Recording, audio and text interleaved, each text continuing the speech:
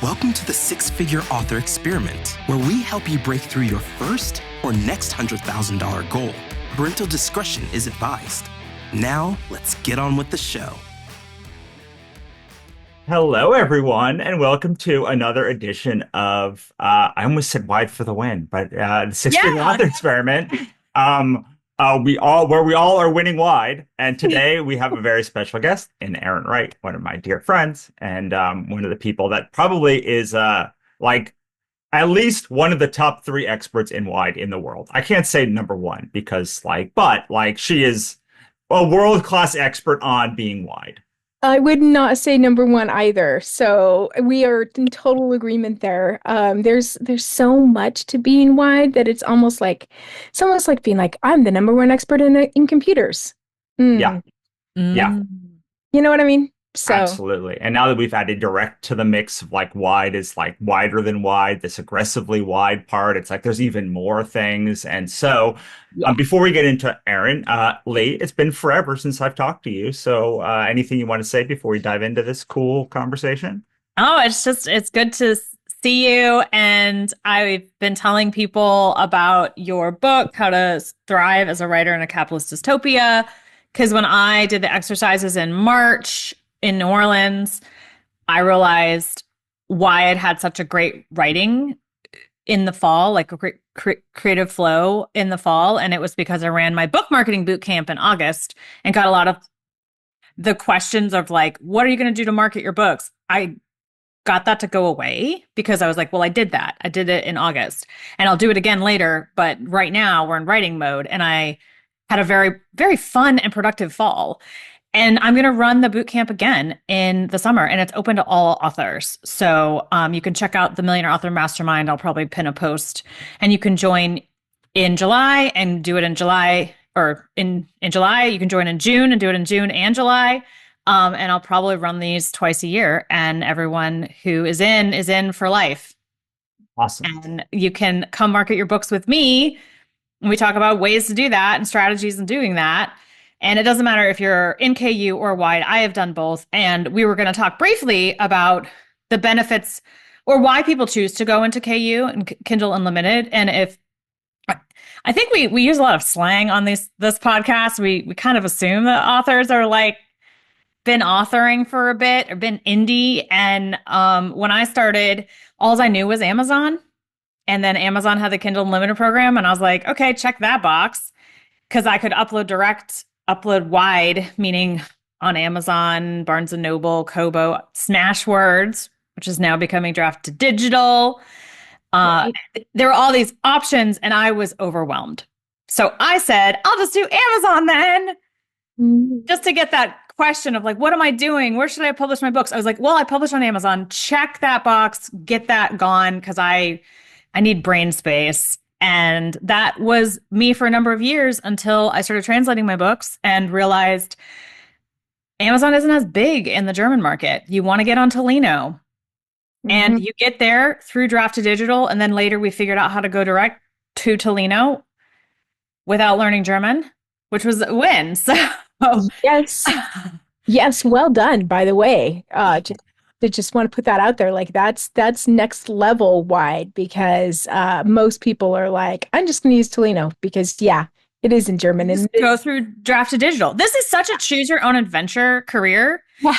And going wide is choosing all the adventures. Yeah. But how long do you want to spend on each adventure? You also get to choose, like Russell said, aggressively wide, going direct, setting up a direct store. You can be wide and never set up a direct store or do a Kickstarter. So.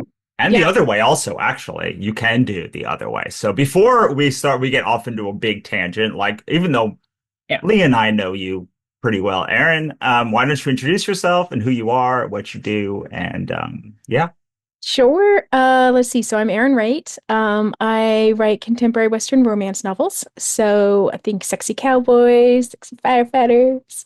I am from Idaho. All of my books are set here in Idaho, in a real place, actually. It's called Long Valley. And that's in central Idaho for anybody who's A little bit familiar with the area. It's Cascade McCall area is in real life.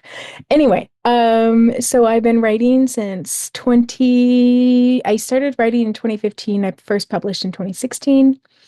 And previous to that, I was in the library world for 7 years. I was a library director for 18 months of those 7 years. I also served as chairman of my local library board for 2 years. So libraries are a big part of my life, a big love of mine.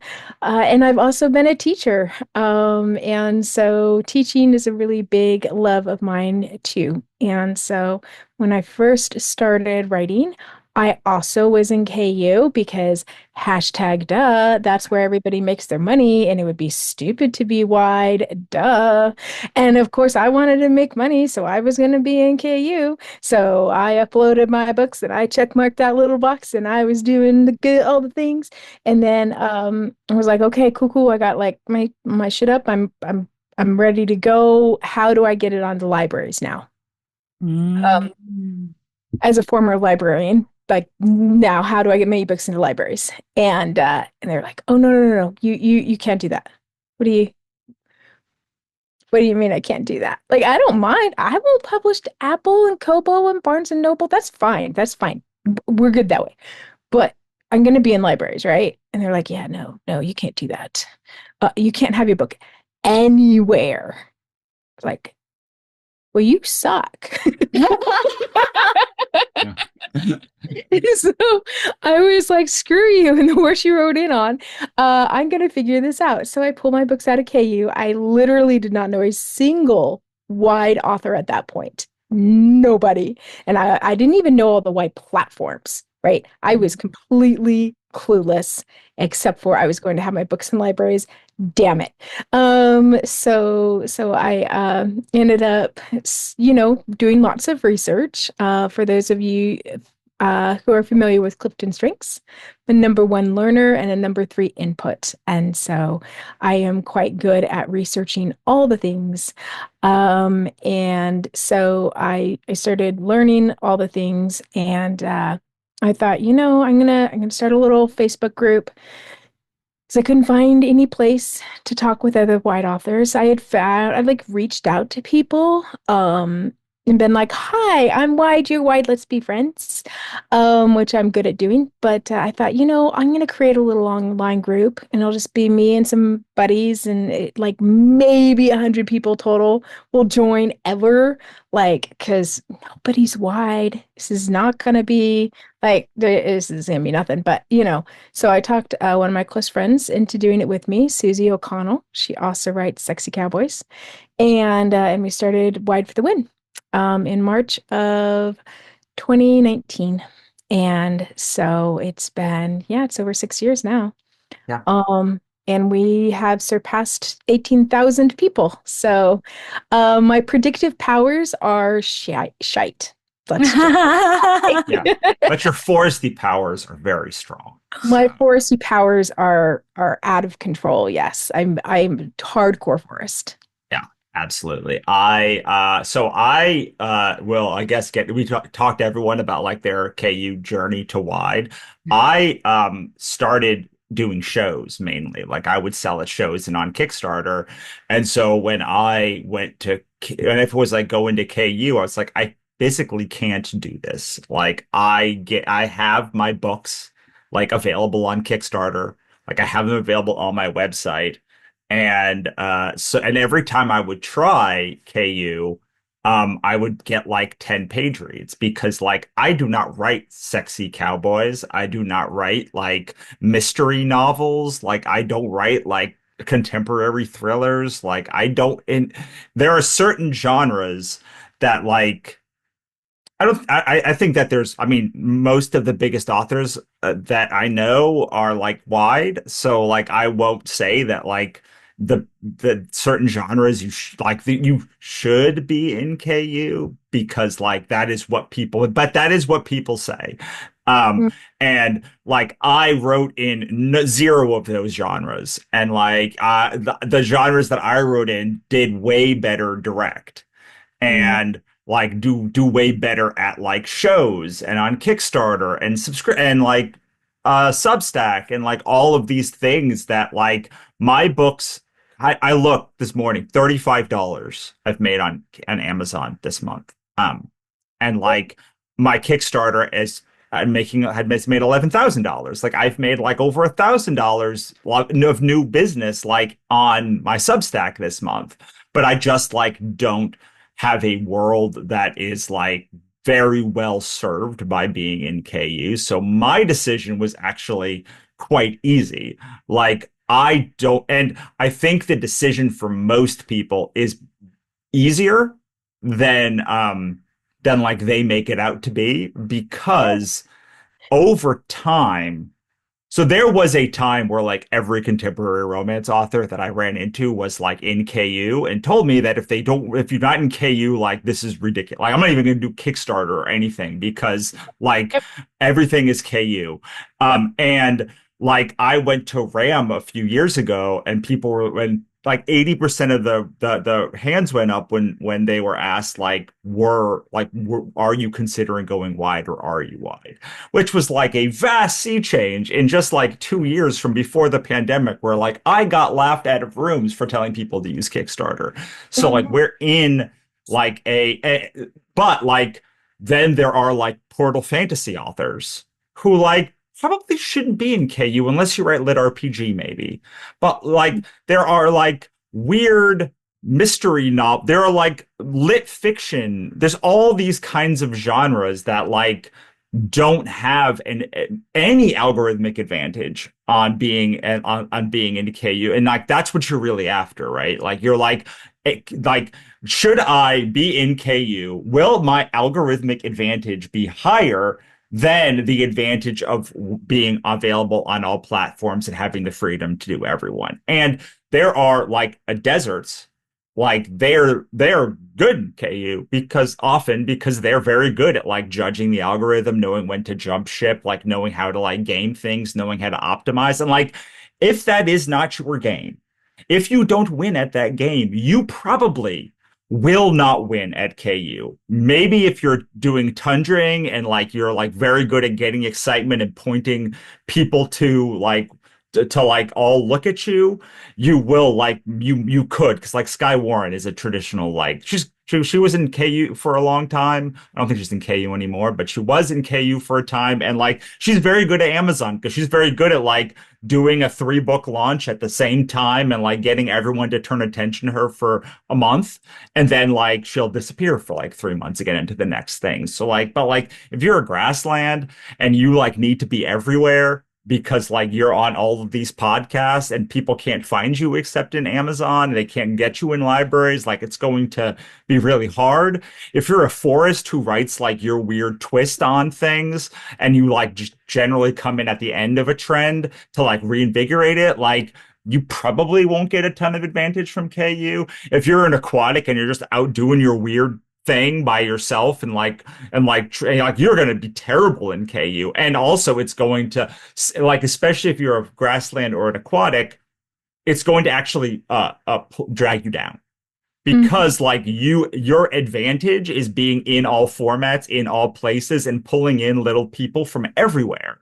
And so while like there are some people who might get an advantage of being in KU, there are some people that like probably it doesn't matter if they're in KU or not. And there are also people who it detrimentally affects them for being in KU. And we don't ever talk about that. So I just wanted to add that bit in at the beginning here as we start this conversation. Because I feel like I was specifically disadvantaged by being in KU, not just net neutral. Yes, 100%. And something else that is really important to think about is your writing speed, because KU rewards newness, rewards speed. You are on a treadmill and you better be hanging on for dear life, and you are going to be running, flat out running, and you don't get to stop.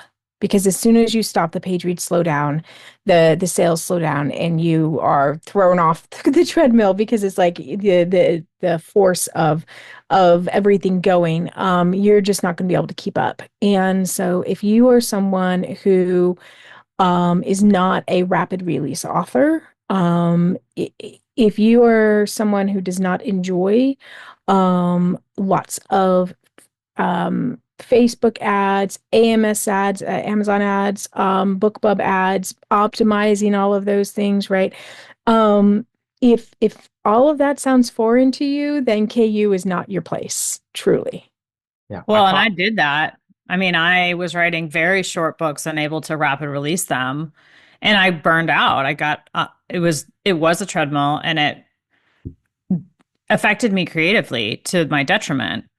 Yeah. Because even now, the thought of like all the books I want to write is exhausting, except that I was then in the book this morning and going, oh my gosh, I can't wait to write these characters and play in this fantasy world. Well, that's writing a lot, but I've been burned by that and the strategies and the optimization, even though I did it. And I guess I should be a poster child for it, to be like, oh, it works. It's good. You know what it does is that rank increase, and that it gives you a dopamine hit.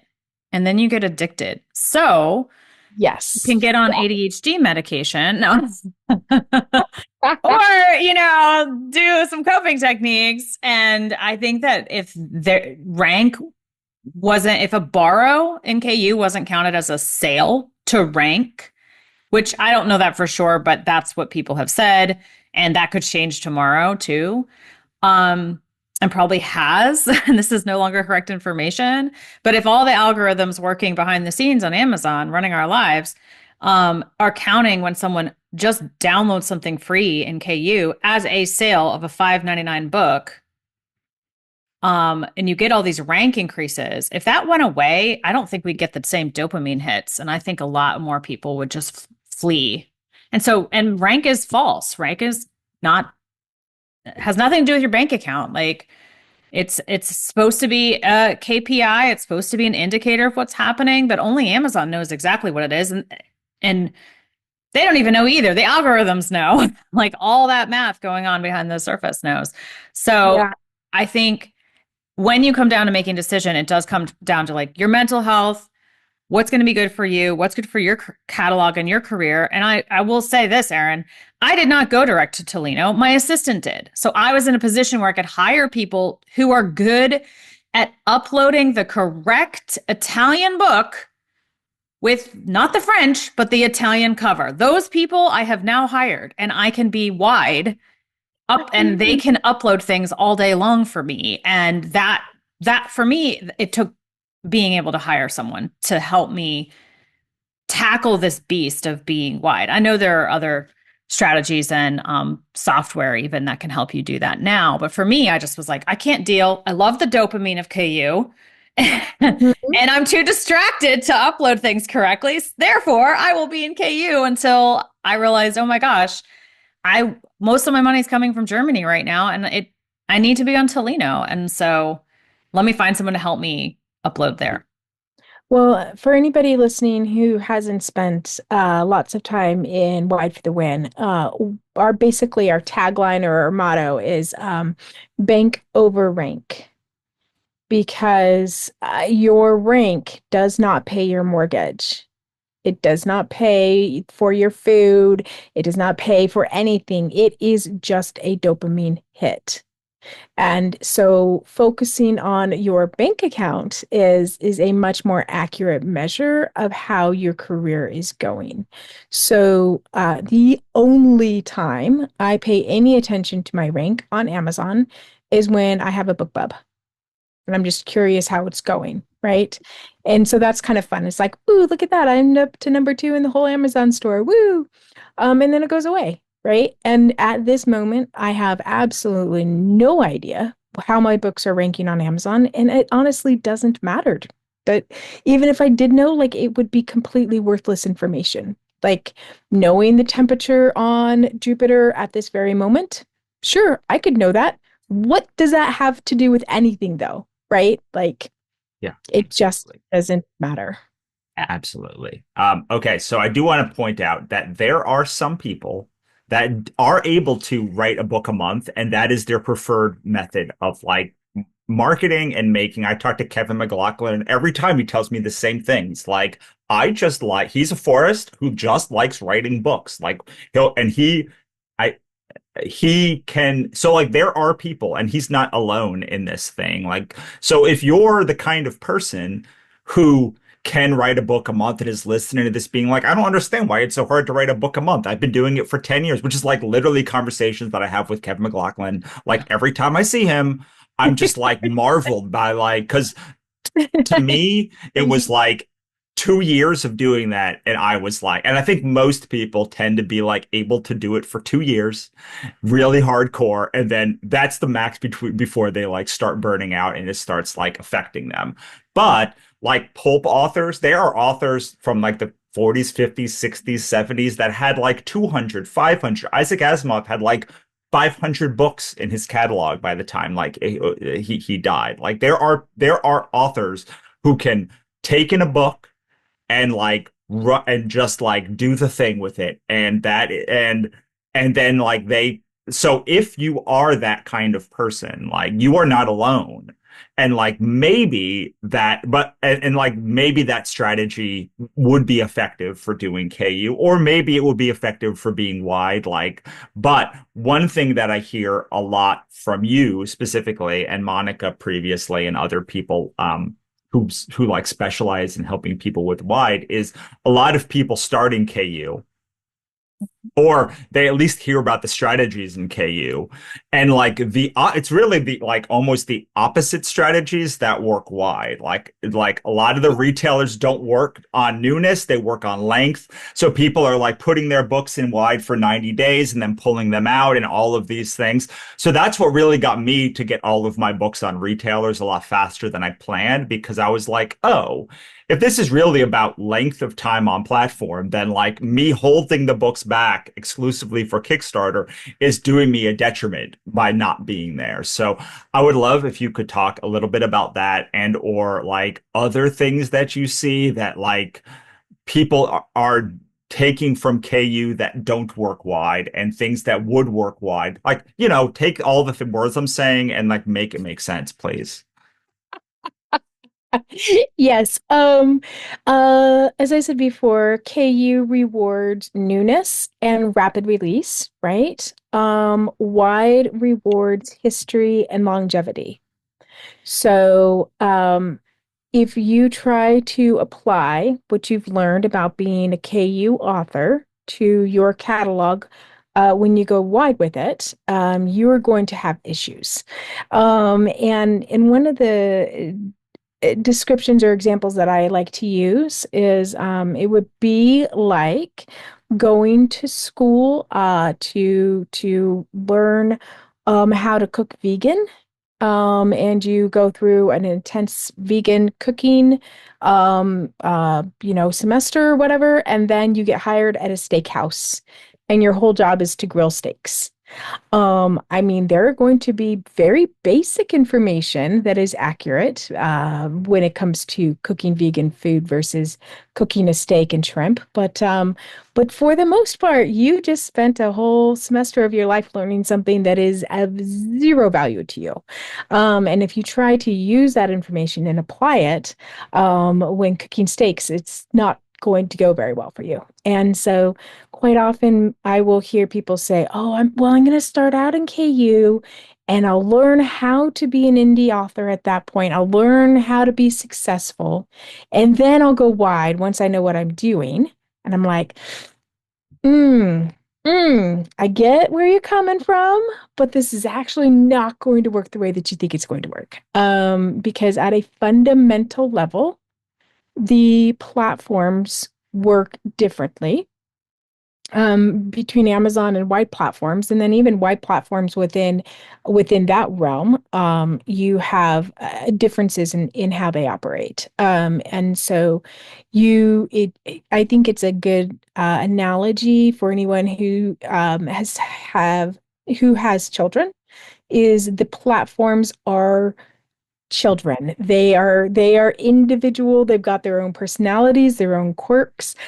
Some things are consistent across, absolutely, but it is um it is not just, across the board like white paint, everything the same. It's, no variation. That's just not how that works. So a good example of this to give an example so you can kind of wrap your mind around it, beyond the release and how long something has been up and that being rewarded on wide platforms and definitely not on Amazon, is specifically pre-orders. So when you put a book up on Amazon as a pre-order, um, and let's say Russell does that today, and then tomorrow I pre-order the book on Amazon. Russell gets 100% boost that a pre-order has come in terms of that rank, um, and an algorithmic love and whatever. And then when the book goes live, that's it. There is not another additional boost on the day that the book goes live. On Kobo, you get a same situation. You get 100% boost when someone pre-orders your book, and then the day that the book goes live, you get another boost. Now, I have not managed to squirrel someone away in a dark closet, drunk, so that I can get the actual percentages out of them. Just I'm coming for you. No, I'm just kidding. But I'm always like, you could tell me. I won't tell anybody. I promise. But tell me all about the algorithms. But you do get an additional boost when the book goes live. Um, Apple, it is 100% boost when the pre-order is somebody puts the pre-order in, and then it's another 100% boost when the book goes live. So algorithmically on Apple, it is as if someone purchased your book twice when they order it as a pre-order. Now, bank-wise, you're only getting paid for one, but in terms of algorithms, it affects it as if it had been purchased twice. So this is what I mean by diametrically opposite from Amazon, because on Amazon, if you're really worried about rank, the last thing you want to do is put up a pre-order way ahead of the release day, because by time it actually releases, it will have no algorithmic love left, right? It will have somehow managed to hit the 30-day cliff that everybody knows about before it even went live. Right. So you're just sinking your battleship right out of the gate. On wide platforms, the exact opposite is true.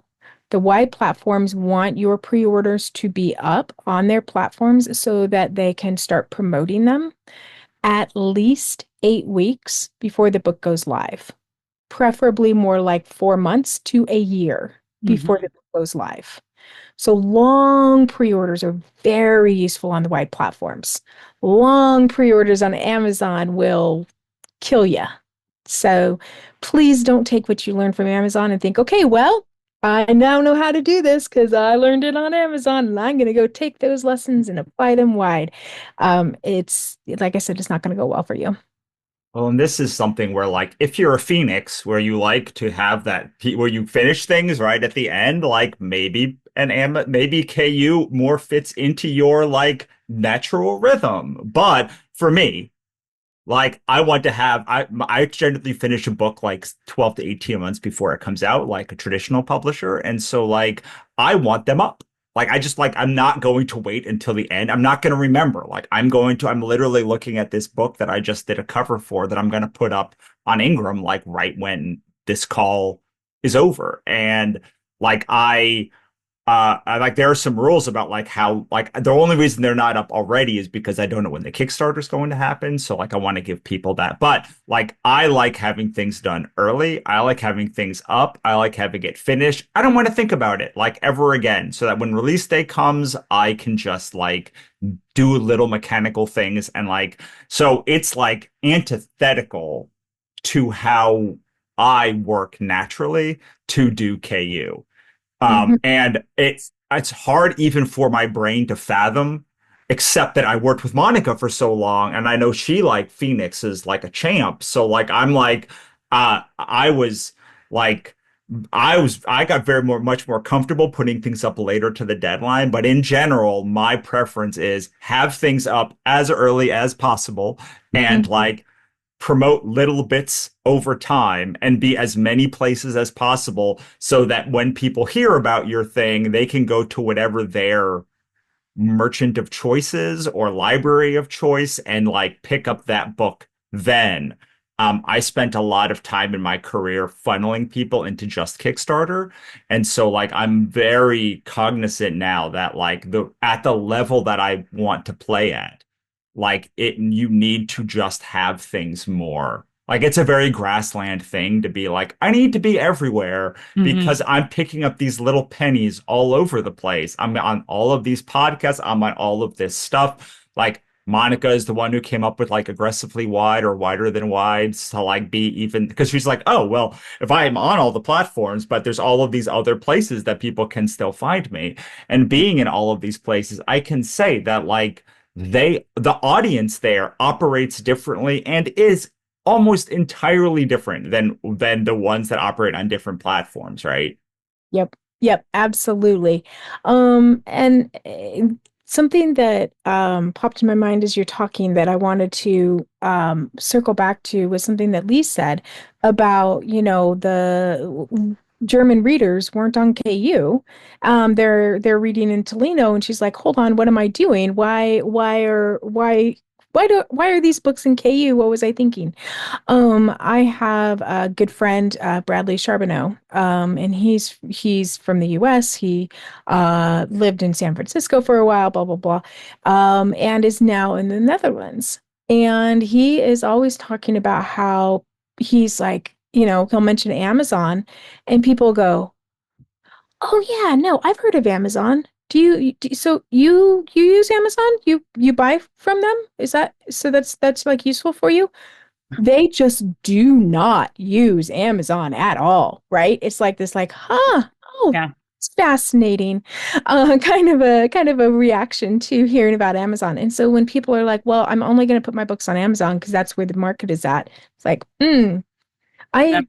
So think it's you understand how the world works. There's actually more countries than the U.S. I don't know if you knew that, but there's turns out there are more than. yeah, and I do want to say it was me dipping my toe into wide. I had my English books in KU in certain series and then went wide with the German translation and was like, oh, okay, I can do this. And that is what pushed me to go wide with many of my series. And then there's three co-writers who were like, no, no, no, no, no, we're in KU. They have all KU platforms. And I'm like, you know what? Whenever you're ready, we can take our English wide. But in the meantime, our English or our German, French, Italian, and Spanish will definitely be wide.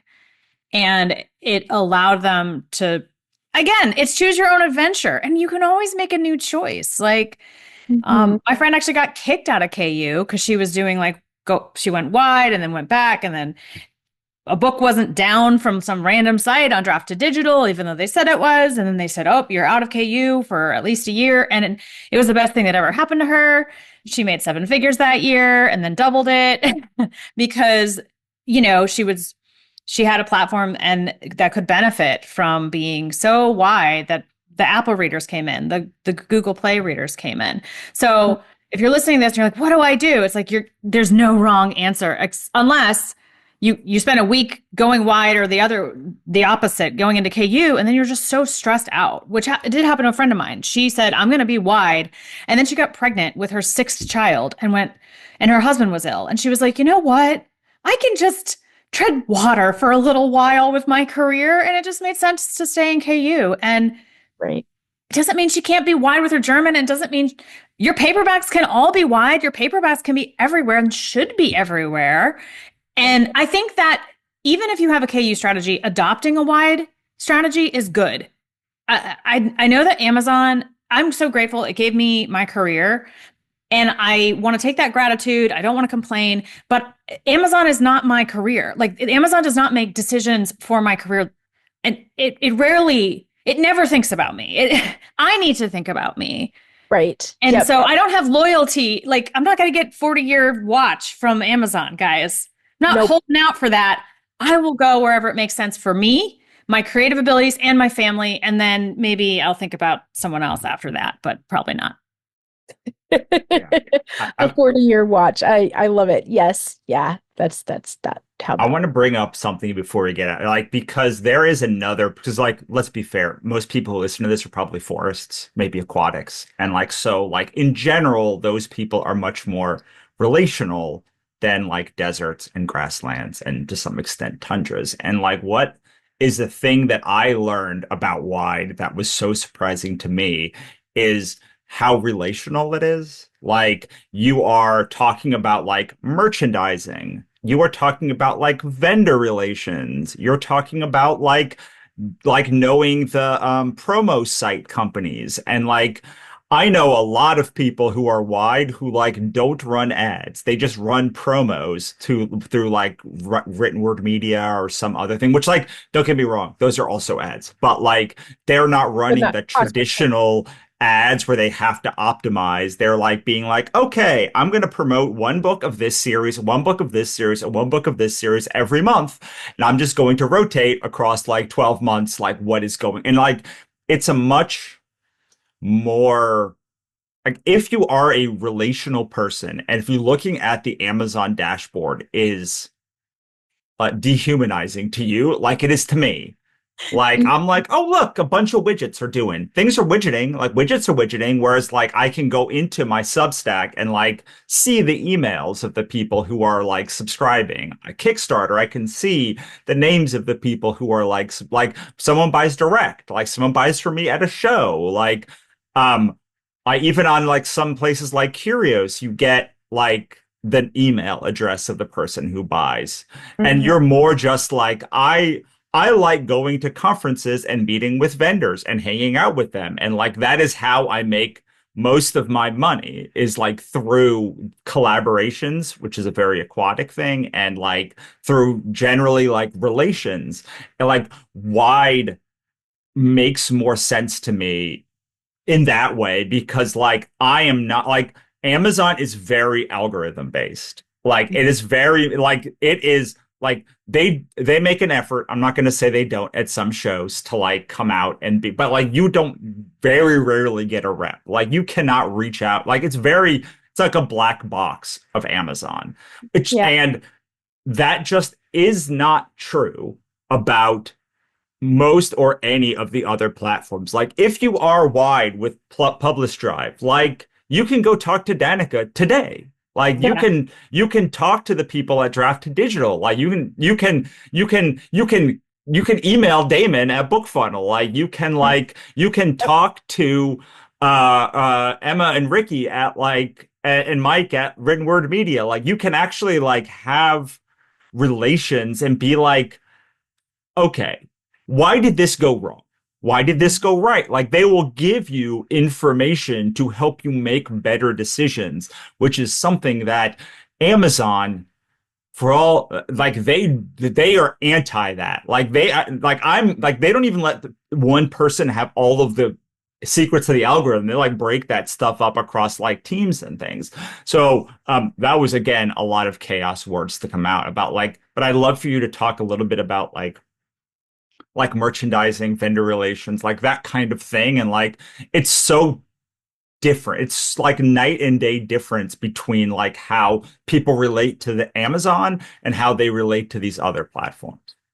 Yeah, and so we talked to, or excuse me, Lee mentioned earlier about how we use a lot of jargon sometimes in this industry, and I will catch myself doing it because I just don't think about it because it's so obvious to me, right? So one of the things that Amazon does not do that the wide platforms, Apple, Barnes& Noble, and Kobo do, is in-house promotions. And I've told people about, well, you can do in-house promotions, and they're like, I don't know what that means. And basically, what it is there is a dashboard or a form, and you say, hey, I would like you to help me promote such and such book because it's a new release. or they put together a promotion that's like, hey, it's Pride Month, submit your, mail romance novel here, that kind of thing. So, in-house promotion, on Also called merchandising. is also called merchandising, and it is also run by merchandisers. So if you hear somebody say, well, I talked to a merchandiser about this, that's what they mean, is they talk to somebody about doing an in-house promotion on that platform. On Apple and Barnes and Noble, the in-house promotions are free. On Kobo, they range from free to a percentage of the sales that you get because of the promotion to a flat fee that you pay in order to be included in the promotion, right? So they kind of have a spectrum there depending on the promotion and what's all sorts of other things. But even if you go to the platforms via a distributor, whether you're using Draft to Digital, you're using Publish Drive, or you're using StreetLib as your distributor, they have access to in-house promotions on Apple, on the libraries. That's another one that people don't necessarily think about, is there are actually in-house promotions for Overdrive, for what's the other one that I'm thinking of? Anyway, the of promotions are Baker and Taylor for several of the library platforms. So you can submit your books for those too. And basically, they're going to advertise your book for you and increase your sales because they want to see you succeed as an author. They don't make money unless you sell a book. So they want the right reader finding the right book. They don't want any reader finding just any book, because if it's not appealing to that reader, it doesn't do any good to show your book to them. So they want the right reader finding the right book. Before we move on, I just want to be clear. Merchandising, when you like make pins and other things, is a whole different thing. So like I specific wanted to make I specifically called it merchandising for that reason, because like if you were talking about retailers and someone's like merchandising on retailers, they're not talking about bringing pins and other things to retailers. They're talking about doing in-house promotion. If you're talking about doing merchandising on like your direct store or subscription or Kickstarter, or even if you're bringing merchandise to somewhere like Amazon or Walmart, these are the same word, but mean very, very, very different things. Oh, English, you're so great. I like in-house promotion because that's what it is. And you could ask, hey, tell me about your in-house promotions, and they will. And going to conferences is actually how I was able to meet with some of these representatives, the merchandisers, and start to get those conversations going and make sure that I was doing them and having an assistant like check for the Kobo promotions, etc. So we used to have a conference called Writer MBA, and a company called the Writer MBA, and we had a conference in relation to that, and multiple times, like we were in the middle of this conference, and the Friday of that conference, I was like, oh, like I see that you're in the Friday BookBub deal for like, because BookBub has like a Friday freebie Friday chirp deal, and they were like, oh yeah, I met with somebody on like Tuesday and they put me in this promotion. And so like that is like like literally meeting with somebody. And then this also happened to my friend Annabelle at Nink. A couple months after Nink, I was like, hey, like I've now bought all your books because like, and they were great because I saw them in this chirp deal. And like she's like, oh yeah, I literally sat down and they were like, show me your book. And then they like submitted it there while I was in this meeting. So when you're like it is not just like we are successful authors. We've been doing this a long time. We've got a lot of we got a lot of relationships but like this is not something that is only able to be influenced by like top like very successful authors. Like if you want an Amazon rep, you need to make at least 6 figures on Amazon. And probably way more than that at this point, like to get a rep. And And like, I'm not saying that like there are reps on all of the places, but they're much more findable. Like they actively want to be found and like to help you get money and meeting with them, like having a relationship with them actually positively influences even, I mean, Annabelle had a great series, but like she wasn't, if that was her first book, like she wasn't a seven-figure author. I don't even know if she was a six, but like she had a bunch of reviews on her book and like it looked good and like it read really well. And like, so they were able to like during that meeting influence her career positively, to which at least one person, me, bought that book a couple of months later. And so when people say, oh, well, like I know all of my friends who have Amazon reps are like really successful or like blah, blah, blah. It's like you can walk up to Emma at Written Word Media at any number of the way too many shows they do in a year. And like they will help your career positively. Yeah. Yeah. I do have to say, funny story. I was at Nink and got into the elevator and there were two ladies in the elevator and I was like, "Oh, hi, how are you?" "Oh, good, good." I said, "Oh, what company are you with?" And they said, "Oh, we're with Amazon." "Oh, okay." And they said, "How about you?" And I said, "Oh, I'm Erin Wright. I help run Wide for the Win." Oh. Dead silence the rest of the, the elevator ride. I was like, well, you know what? I'm going to take this as a compliment that they knew what Wide for the Wind was. Yeah, absolutely. Absolutely. That it just made me laugh that they were just like, we're in the elevator with the devil. No, oh my gosh. I It's mean, maybe for them for that minute while they're hired by Amazon, but right. Yeah. they're not getting a 40-year watch from Amazon either, Erin. So But I know, I know. capitalistic dystopia, just throwing that out there. Which, by the way, I backed your Kickstarter, Russell, and I'm so excited Yay. when it comes out. Like when I saw the title of your Kickstarter, I was like, oh my God, he wrote this for me. I do want to say, tying into capitalistic dystopia, the robots are already running our lives, guys. And what is best for you? I just listened to Becca Syme on the Draft to Digital podcast, and she said, when it comes to the chessboard of publishing, you're the king. The king is, do I want to keep doing this? Do I have the spoons or the plates or the forks, whatever her metaphor is? Do I have the bandwidth to do this? Do I want to do this? Does it make sense for me to get a full-time job and take a few years off? You're still a writer, by the way.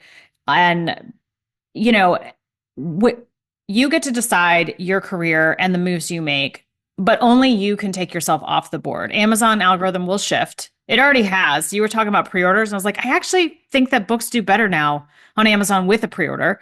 But it could just be the dopamine hit that I get from watching those pre-orders stack up. And I am wide, so it makes sense to have a wide pre-order and book promo. Anyway, whatever. Everything changes. But Yeah. if you take yourself out of the game, and that is very empowering, and also changes how you're gonna structure your day and your life. Like, is this feeding you? Is this serving you? And if not, there's so many options right now. And it takes like a click of the button to change something. You don't have to buy a brick or mortar store. We're so lucky. Right. Yes. Yes. Yes. I have thought that like people are like, oh man, I don't know if I can really put money into a cover. And I'm like, okay, I get what you're saying. And I have absolutely been there. But you do need for just a second to take a step back and realize how easy we have it to start this business than if someone were to be like, you know what, I would like to start a store, a corner store down, and I'm gonna stock it full of all this food and all these items, all of that merchandise. You are renting a place, you are cleaning it, you are putting in all the shelving, you are merchandising all of it. You have to buy all of those, all of the stock, put it in there. Now you're doing payroll because you're paying people to work there. Like, holy cow, running a retail store, very cash intensive. And so for us to be like, I have to pay $400 for a cover. Yes. Um, we are very lucky, I guess is what I'm trying to say. And I say that as someone who, when I first started writing, I was very poor. And so I did lots of swaps. So I am anal retentive when it comes to grammar and punctuation and all those good fun things. So I would proofread for people. And then in exchange, they would make me not bad covers, right? This is 2016, 2017. It was fine. And made it happen. I now can pay for professional covers, and that's great. But I didn't start out that way. I absolutely did not start out that way. So don't be afraid to do some, swapping of tasks and things. It worked really well for me. Gave me the ability to actually do this. Yeah, absolutely. I'm with you. Okay, so before we get out of here, as my dogs and Lee's car alarm are trying to like tell us that like we've reached time, clearly, I think it would be effective for us to talk just for a little bit, each of us, about like how we go wide. Like what, like our strategies are probably very different. So I will start. I have a Substack called the Author Stack and one called Wannabe Press. And that Substack, those Substacks give me a base of money every month. I release things into there. After I have put, so like I'm currently releasing two series that are already done, one for free and one for paid subscribers to my subscribers. It has no additional lift. My assistant does it all. It took like a week to set up. I then run a Kickstarter is my like real first step, because the other one is like underneath it all. Run a Kickstarter to like get a monetary fund to like be able to do all the promotion, and because it's a really good way to get everyone looking at you for like when your book launches on run there. While I have those, I have all of my books up on retailers that are on Kickstarter at the time, releasing in like 3 months after the Kickstarter or 6 months after the Kickstarter ends. I put them up. I used to go direct. I have found that like it gives me a panic attack to open that many things. So I now have a combination of Amazon, Draft to Digital, and Publish Drive. Draft to Digital is essential because it's the only way to get onto Smashwords, and Publish Drive is essential because they have a lot of retailers that the others don't, and so I can upload it to those two places and Amazon. I do not like make different covers or different things for each one. I just like once I have a blurb, it goes on all the sites. Like that's the energy that I have. And then once the Kickstarter is over, I take basically the blurb and the copy and anything that was part of that campaign and make like a bundle on my website, on my web store. And like then it lives there. If it's a big enough series, then I'll like have like a sales page for it with a series. But like all of that sounds like a lot, but like it actually doesn't take very much time because I'm taking the same information and I'm just like the books are already, because of the Kickstarter, the books are already on BookFunnel. So like that becomes like the distribution mechanism. And so like it all like connects in the other thing I like about Kickstarter is like I get all my marketing copy, I get all like my like emails that I'm sending out, all of that stuff. So I don't know how either of you run your wide strategy, but like I can almost guarantee that it's not that crazy hot mess, but maybe it's your own crazy hot mess. Lee, do you want to go next and then we'll end with Erin? Sure. So right now what works for me is I work with an assistant and she will format the book, upload it to Amazon and leave it in draft form, and I'll check it. And that is allowing me also to check the interior and the keywords, etc. And then I'll be like, looks great. Typically, we set a pre-order of at least 2 weeks. So there's a little bit of buffer. And I'll be like, I'm going to hit go on this, looks great. And then she will make sure that it's live everywhere on all, or it's the same pre-order is set up on all the platforms. And depending on the book, I might have a longer pre-order or a shorter one. I do try to make those dates match because when I apply for Apple promos and in-house promotions, they want the dates to match. And I messed that up. And I was like, well, from now on, we do it this way. So that's how we get the English and all the translations up. Draft to Digital is useful for mopping up like all the random sites like Scribd that I'm not going to go to direct to, but I will. My sister can do going direct to some of the big ones like Google Play, Kobo, Apple, and Barnes & Noble. My account is glitched, so we use Draft to Digital to get to Barnes & Noble because I don't understand and no one has responded to my questions. And I'm like, well, okay, Barnes & Noble. But in my co-writing business with Renee, that's all fine. The assistant does it. And then Barnes & Noble asks us to do a exclusive cover with them. And that gets us extra promotion. So we're working on that. We've been invited to that. And whenever we're invited to something, we try to say yes and take the opportunity. So, and it all could change tomorrow because I also love Publish Drive, and it's been great, especially uploading box sets of random stuff, German box sets, etc. But I did have a BookBub, and for some reason I changed the price and then it kicked back. And I missed the BookBub because Dream, which is a great place to find paranormal readers who would like my books, but Dream kicked the book back and the whole thing glitched. And it was supposed to be at 99 cents. It went back to $9.99 the day of. Oh, no.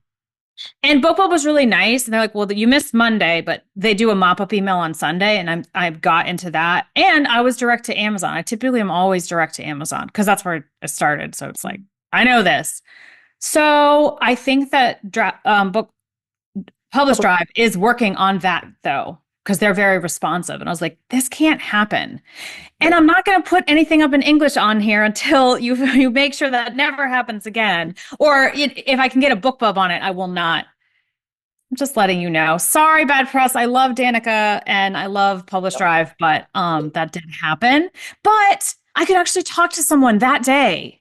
Right. Yeah. Someone who was like, oh, I just talked to Kinga, the CEO about this. This can never happen again.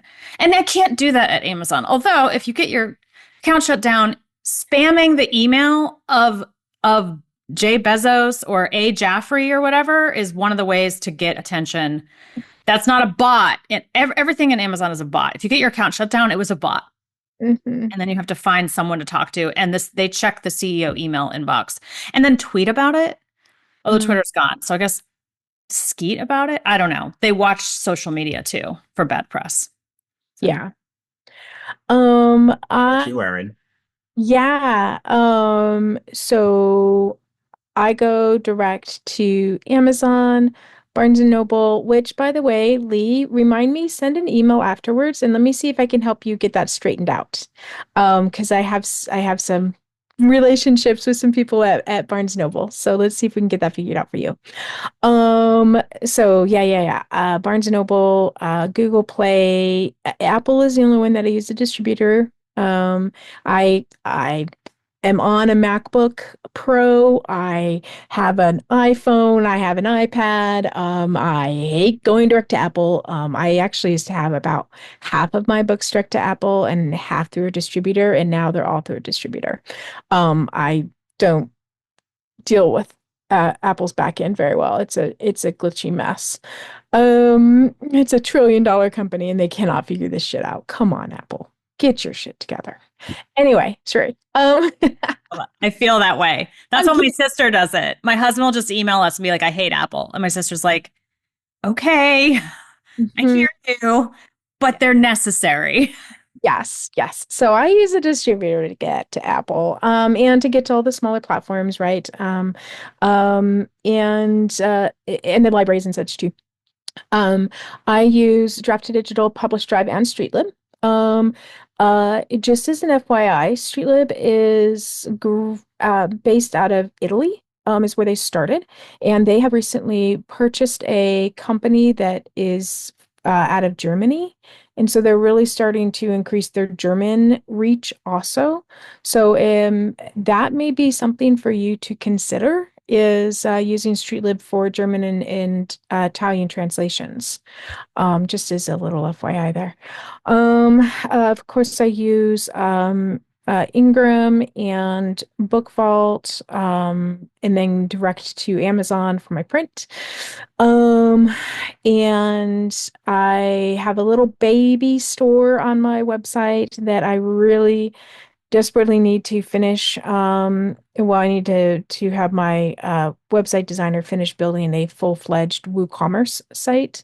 Because right now I have PayHip. It's beautiful. It's fine. It's whatever. But anyway, I am probably the opposite of you, Russell, in almost every way. I have never run a Kickstarter. Ever. And I don't have a Substack. So I'm the other end of the spectrum of being wide. And I think that's one of the cool things about this industry is how differently you can tackle the same problems. And I Yeah. Oh, go on. Sorry. I had Oh, I something was to just going to say that I absolutely want to do a Kickstarter. I bought all of your Kickstarter books and courses and backed all the things. I just haven't done it because I run Wide for the Win. And I do consultations and I all sorts of like it's craziness. So it's just a matter of time for me. Sorry, Lee, what were you going to say? there are new authors who are killing it on TikTok Shop. And Yes. they might not have heard of any of the companies we just mentioned. I know one, I was following her off Literotica or Wattpad, and then they linked to a Patreon, and they have a Patreon. That's it. And it really enheartened me, like this brand new author with like 6 chapters of something out that's totally my jam because there's a hot elf in it. And I'm like, oh, I want more. Oh, she's releasing early on her Patreon. And I was like, good for her. Like she's just did it. And I talked to the people who helped me with my TikTok shop distributing, and they're like, you know that Instagram, and YouTube are like, wait, what? And they're going to get their shops going. Mm-hmm. Do you guys do Whatnot shops, either of you? Do you know what Whatnot is? It's like live selling, but like it's for comics and like book things. So like the comic book industry is like they like will get on a stream and they'll do like 5-minute sketches and then sell them all. But like it's a whole thing. I just like it's a massive industry. I remember Whatnot like 2 years ago was like kind of okay, but like now it's apparently like blown up. There are 2 things I want to mention before we get out of here. The first is that even if you have failed at building an audience at every platform you have tried, there is always a new platform. Like there's always a thing, and there are strategies that you can use that align with your goals. Whether that is like optimizations, whether that is like thought leadership, like whatever you're comfortable in, like you probably aren't doing marketing wrong. You're probably doing the wrong marketing or on the wrong platform. Like you're just and like off. It is shocking how successful I can be at Kickstarter when I made $37. I can't seem to make more than $100 on Amazon, no matter what I do.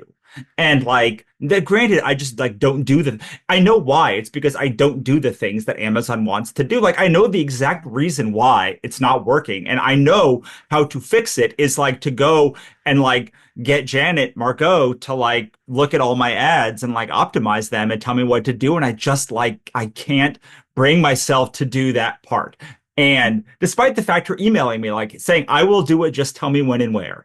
And so like there are strategies, like if you are like me and you're like, I want relations, I want X, Y, and Z thing. I made so much money at conventions. There are people that cannot sell online, but they destroy at conventions. And like, there are just so many ways to build a business now where like, it's not really, am I in KU or am I like wide? It's like, what is the strategies that make sense for me, and like what what way can I make this together? And the last thing I want to say is like with Kobo Plus, with libraries, with all they're all with I don't even know if Scribd still exists, but like there are so many ways. They rename themselves Evergrande. Anyway, sure, keep Oh, going. there you go. Like, oh, now I know. Oh, Now that makes a whole lot more sense. But like there are all Oh, of these ways for people to get books for free while you are wide. yes. And if the people are saying you're not available in KU, like you can, even if you're not available in a library, like you can most likely tell that librarian to order to make the book available and they can make a book available to you. Um, there are and like most books like have deals on BookBub to get it for 99 cents at least one or two times during like there are ways to like I personally think that KU is criminally overcharged for to get this exclusive thing where you can get at a library for like just walk into a library. Just like walk into a library and like get any book. Don't even walk into a library, download Hoopla yeah. or Overdrive and like if you are wide. I'm not saying like Yeah. don't use Amazon or It KU. goes, my library uses Amazon. That's the crazy thing. Right. I love, Erin, that you were radicalized by the library thing. You were like, no, Yeah. I refuse to be a part of a world that doesn't support libraries. I think that's great. And I have been enjoying getting all my ebooks from libraries, but also buying them because I do love supporting authors. So Yeah, same. Yes. Like I use Libby. Like I download like two or three books from Libby, like audiobooks from Libby, and like a I would day. love to have every book of mine in every library. I feel like that scale, it's free advertising and you can be, omnipresent. I think that's really smart. So, maybe listening to this, you're like, well, I'm going to rethink my just be in KU. And again, you can have both and you can always make a new choice too if something isn't working. I think of KU as like the career version of a straitjacket. It's so limiting. It's like you can do this one thing and you can put your books in this one place, and that's all. And it's like, man, there's such a big world out there. Why? Why would you put this straitjacket on? Anyway, I was gonna say, just in case some people aren't aware, Libby is the front end, Overdrive is the back end. They're the same company. So it's like your KDP dashboard versus Amazon.com. Same company, but it's just one sees one is where you're uploading your stuff and doing the things, and the other is forward facing. So I've had people go, well, I can't figure out how to upload to Libby. I'm like, if you're on Overdrive, you're on Libby. The other thing as a librarian in the house, if you are curious where your library book or where your books are at, in which library, here's a little fun thing to do is go to WorldCat, short for catalog,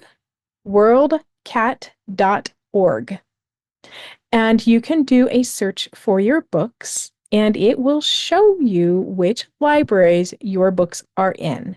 Now, those libraries do have to connect to WorldCat and put their data in WorldCat. But WorldCat is the number one program around the world. It's nonprofit. They're not making any money from this, and it helps libraries find what other libraries have. But it is also available to the public. So if you are curious which libraries carry which ones of your books, as long as those libraries are reporting to WorldCat, it will show up there. So it's kind of fun.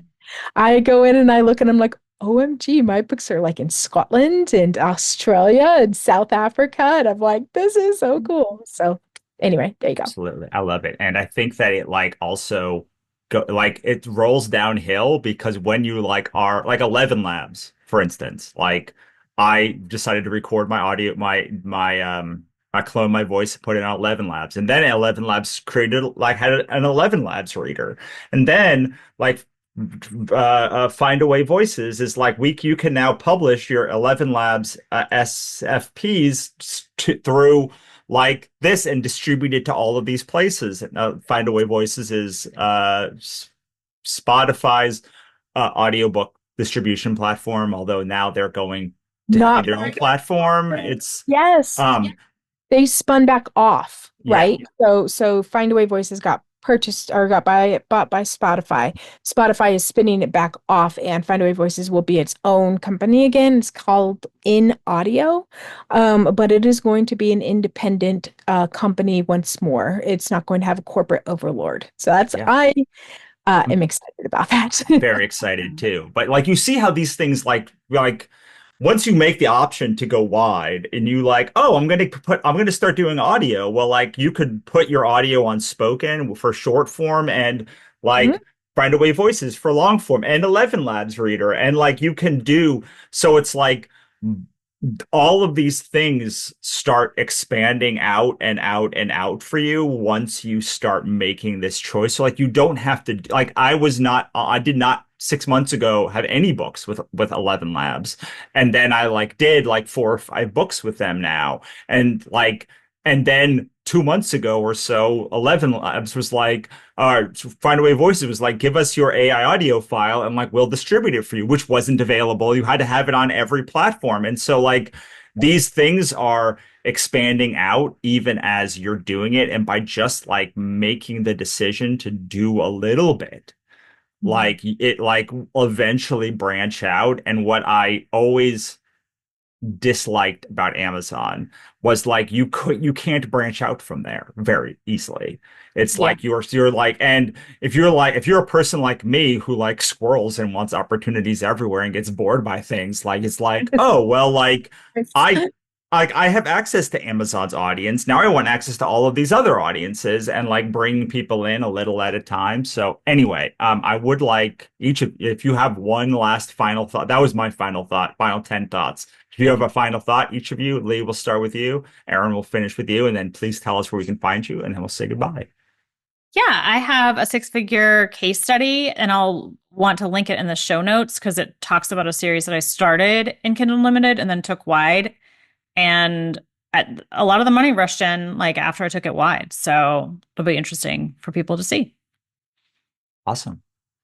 I am co-teaching. Speaking of Kickstarter, I am co-teaching a series. We're doing 3 classes, beginner, intermediate, and advanced. And we're just doing the beginner right now on Kickstarter.